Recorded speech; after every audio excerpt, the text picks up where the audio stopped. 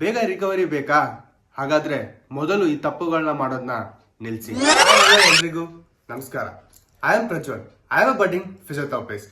ಇವತ್ತಿನ ಟಾಪಿಕ್ ಬಂದ್ಬಿಟ್ಟು ನಾವು ಯಾವೆಲ್ಲ ಕಾಮನ್ ಮಿಸ್ಟೇಕ್ಸ್ ನಾವು ಮಾಡ್ತೀವಿ ಬಿಫೋರ್ ಕನ್ಸಲ್ಟಿಂಗ್ ಅ ಫಿಸಿಯೋಥೆರಪಿಸ್ಟ್ ಅಂತ ನೋಡೋಣ. So 5 mistakes V generally do. ಅದನ್ನ ಒನ್ ಬೈ ಒನ್ ನೋಡ್ತಾ ಹೋಗೋಣ. Mistake number 1, waiting two long. ನಿಮಗೆ ಪೇನ್ ಆಗ್ತಿದೆ ಅಂತ ಗೊತ್ತಾದ್ಮೇಲೆನು ಟ್ರೀಟ್ಮೆಂಟ್ಗೆ ನೀವು ಡಿಲೇ ಮಾಡಿದ್ರೆ ನಾರ್ಮಲ್ ಆಗಿರೋ ಬ್ರೇನು ಕ್ರೋನಿಕ್ ಲೆವೆಲ್ಗೆ ಹೋಗುತ್ತೆ.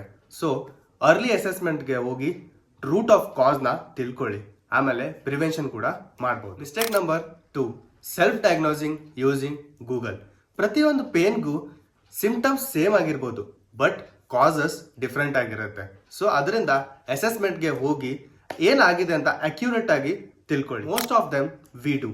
ನಾವು ಸಿಂಪ್ಟಮ್ಸ್ನ ಗೂಗಲ್ ಹಾಕ್ತೀವಿ, ಅದರಿಂದ ಅನ್ನೆಸೆಸರಿ ಭಯನೇ ಆಗುತ್ತೆ. So we should not do this. Mistake number 3, complete rest.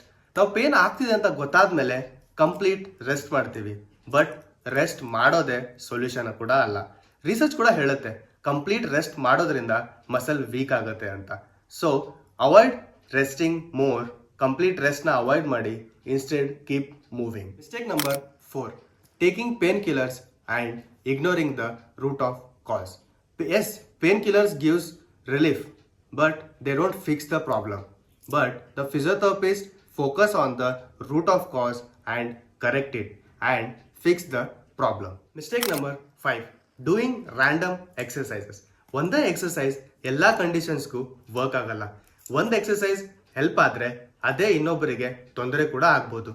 So better consult a physiotherapist before doing any kind of exercises. Your recovery become faster, easier when you avoid these mistakes. The sooner you consult a physiotherapist, the quicker you heal. Thank you.